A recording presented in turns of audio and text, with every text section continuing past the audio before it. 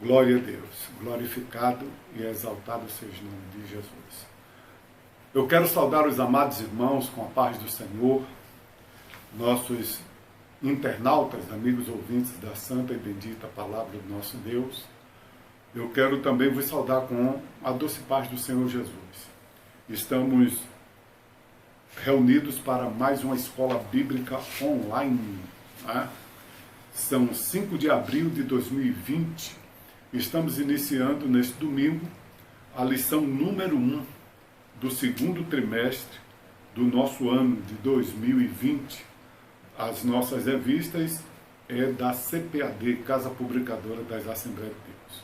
Para os que não me conhecem, eu sou o pastor Luiz Carlos de Freitas, pastor presidente da Assembleia de Deus na cidade de Fátima, aqui no estado da Bahia. Amém? E nesta oportunidade, nesse segundo trimestre, nós iremos estudar com o tema do trimestre a Igreja Eleita, redimida pelo sangue de Cristo e selada com o Espírito Santo da promessa. O nosso comentarista é o pastor Douglas Batista.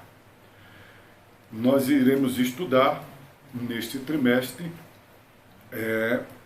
as 13 lições que nos fala sobre carta aos Efésios, a sublimidade da bênção espirituais, carta aos Efésios, saudações destinários, a sublimidade das bênçãos espirituais em Cristo, lição 3, eleição e predestinação, 4, a iluminação espiritual do crente, 5, libertos do pecado para uma nova vida em Cristo, 6, a condição dos gentios sem Deus, Cristo é a nossa reconciliação com Deus, 7, 8, edificada sobre o fundamento dos apóstolos e dos profetas, lição 9, o mistério da unidade revelado, lição 10, a intercessão pelos Efésios, lição 11, atributos da unidade da fé, humildade, mansidão e longanimidade, lição 12, a conduta do crente em relação à família, lição 13,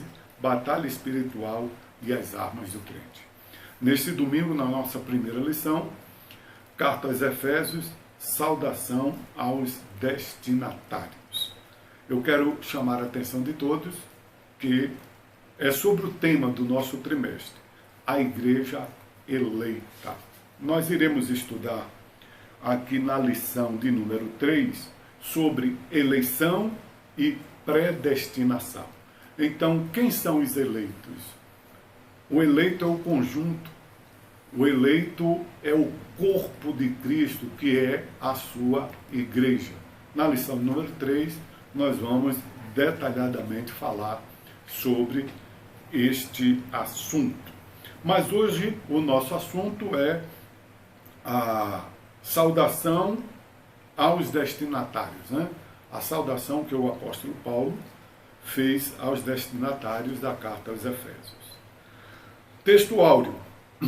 A vós, graça e paz da parte de Deus, nosso Pai, e da do Senhor Jesus Cristo, Efésios capítulo 1, versículo de número 2. Verdade prática. A Epístola aos Efésios revela o propósito eterno de Deus para a Igreja de Cristo. A nossa leitura bíblica em classe, vocês que não têm revista, podem abrir a sua Bíblia na carta do apóstolo aos Efésios, capítulo 1, versículo 1 e 2, e Atos, capítulo 19, versículo de 1 a 7. Então, em Efésios 1 e 2, nós iremos ler sobre saudações aos destinatários. E em Atos 19, versículo de 1 a 7, nós iremos ler sobre o relato, no livro de Atos dos Apóstolos, sobre a fundação da igreja, quando o apóstolo Paulo começou a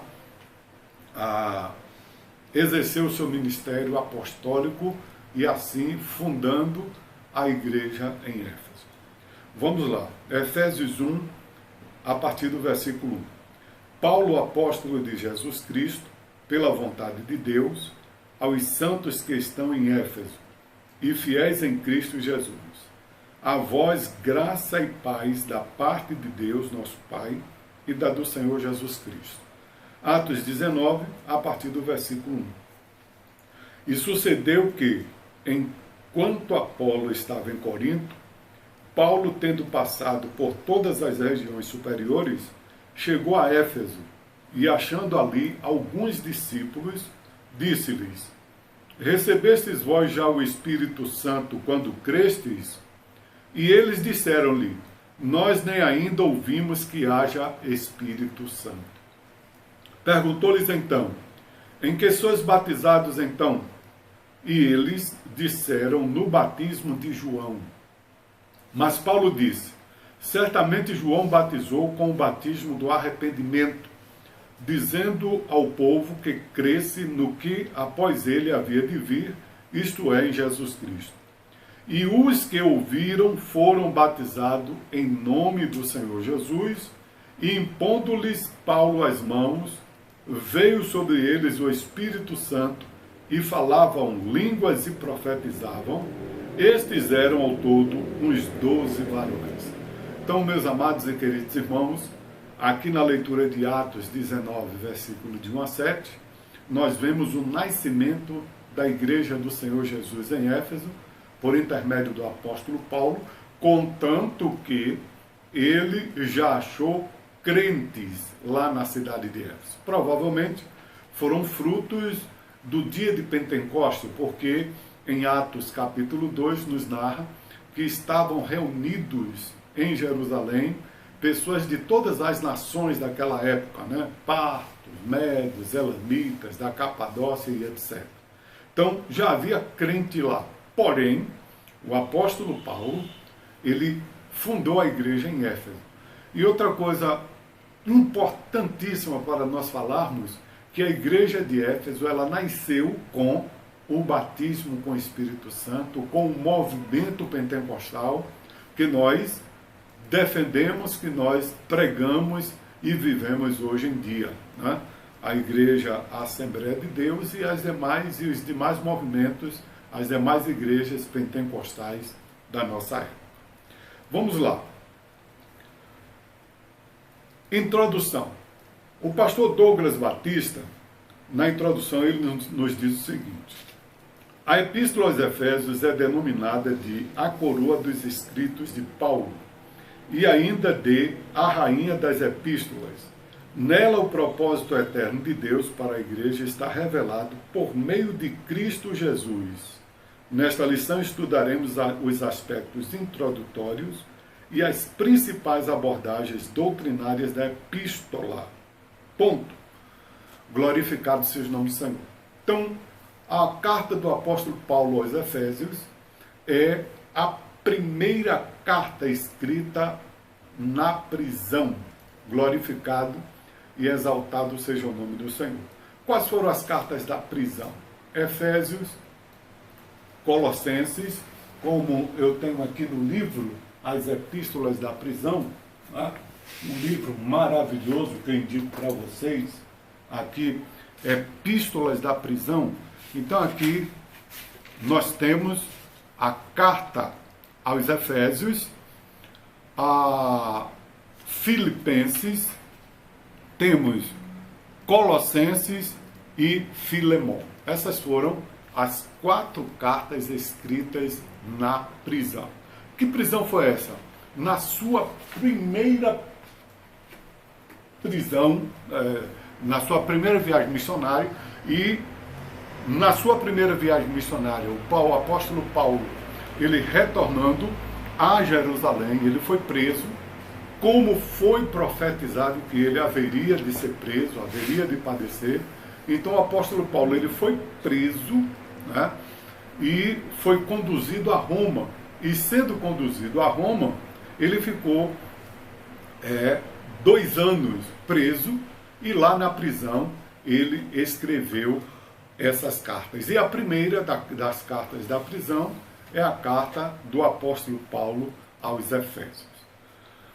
Nós vamos estudar aqui no nosso primeiro tópico, autoria e data. Primeiro subtópico, autoria. Conforme o costume da época, o autor inicia a carta declarando sua identidade: Paulo, apóstolo de Jesus Cristo. Então, como era o costume da época, essa epístola não tem como, né, ser colocada como anônima ou designada para outro autor, porque, como costume escriturístico da época, o costume literário, era em que a pessoa, quando escrevia uma carta, ele já se identificava nas primeiras palavras. Então, Paulo, apóstolo de Jesus Cristo. Outra coisa, Paulo, ele se designa logo como apóstolo. Tá?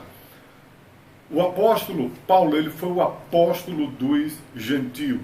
E ele já começa aqui a defender seu apostolado. Ele já começa a falar o apóstolo de Jesus Cristo.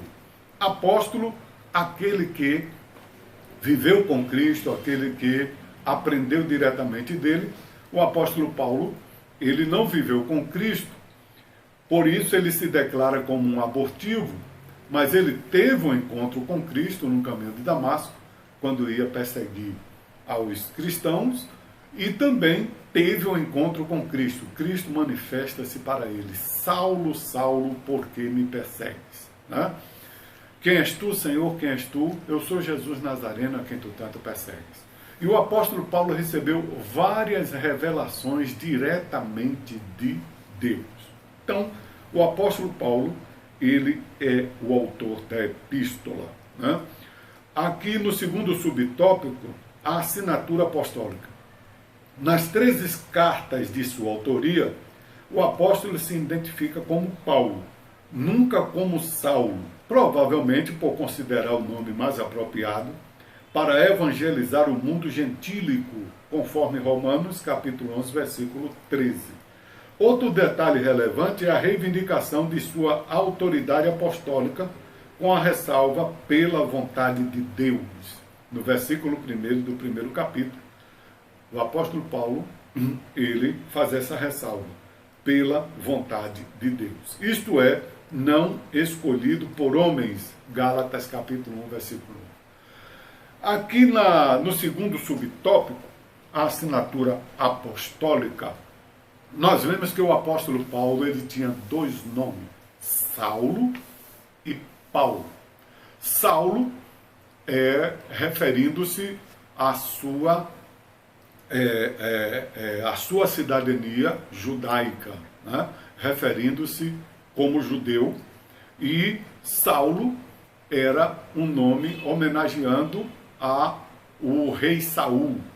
E Saulo, o apóstolo Paulo, ele não se identifica como Saulo, porque quando ele viveu no judaísmo, né, quando ele defendeu, né, ele era um fariseu, ele era um judaizante, ele era um militante, né, do judaísmo. Ele perseguiu a igreja de Deus. Ele perseguiu de uma tal forma que ele tinha um apelido de fera, né, de uma fera. Então, falar no nome de Saulo para o cristão naquela época, dizer Saulo está chegando, era como declaração de pena de morte. Então, Saulo, o nome Saulo está ligado ao seu caráter, né? O seu caráter passado, glorificado e exaltado seja o nome de Jesus. Passado, glorificado seja o nome do Senhor. Porém,